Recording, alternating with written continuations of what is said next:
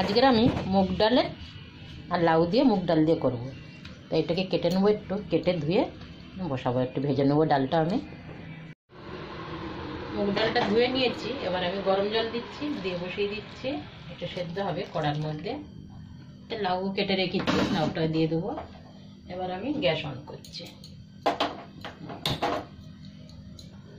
একটু সেদ্ধ হতে লাউটা আমি ধুয়ে নিয়ে আসি একটু।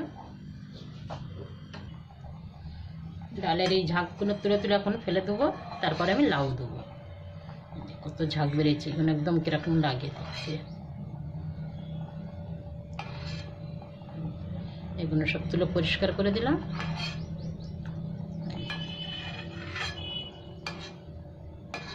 এবার আমি লাউ দিয়ে দিচ্ছি, কেটে ধুয়ে তো রেখেছি। আর খুব পাতলা করে কেটেছি, একদম ডালের সাথে মিশে যাবে এরকমই কেটেছি। সাথে আমি হলুদও দিয়ে দেবো, একসাথে তালে সেদ্ধ হয়ে যাবে হলুদ দিলে।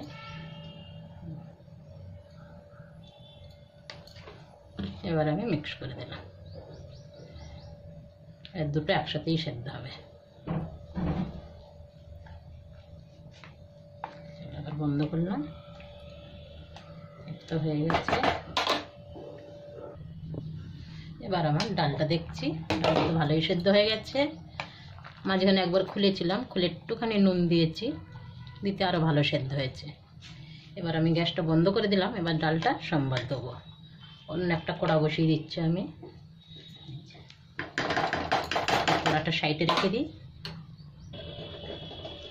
এখানে কড়াই তেল দিয়েছি, তার মধ্যে দুটো আমি পাঁপড় ভেজে নিয়েছি। ওই তেলটার মধ্যেই ফোড়ন দিয়ে দিচ্ছি। আর শুকনো লঙ্কা দিয়ে দিলাম, ছাড়া ছাড়া তেজপাতা, এবার একটু কালো জিরে আর গোটা জিরে দিয়ে দিলাম। সবকটা একসাথে ভেজে নিলাম। আজকে রান্না আমার খুব শর্টকাটে রান্না। এবার আমি ডালটা দিয়ে দিচ্ছি এর মধ্যে।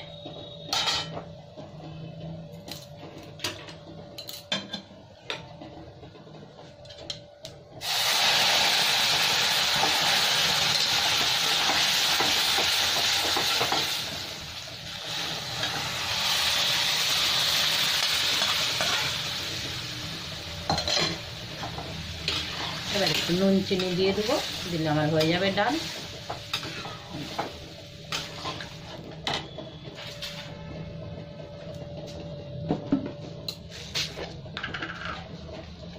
মুগ ডালে তো একটু মিষ্টি মিষ্টি ভালো লাগে, একটু চিনি দিলাম।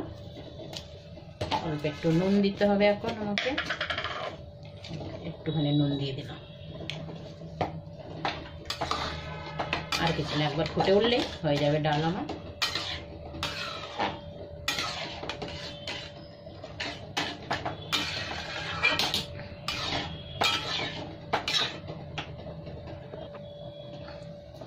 ডাল আমার হয়ে গেছে, গ্যাসটা বন্ধ করে দিলাম। গরমের সময় তো এইসব ডালগুলো খুব ভালো হয় খেতে, হালকা খাবার একদম, কোনো মশলা না, কিছু না। আর আমাদের বাড়িতে খুব পছন্দ করে সবজিওয়ালা ডাল, আমার ক্যামেরাম্যানের তো খুব পছন্দ। সাথে পাঁপড় আর ডাল। গ্যাস বন্ধ হয়ে গেছে।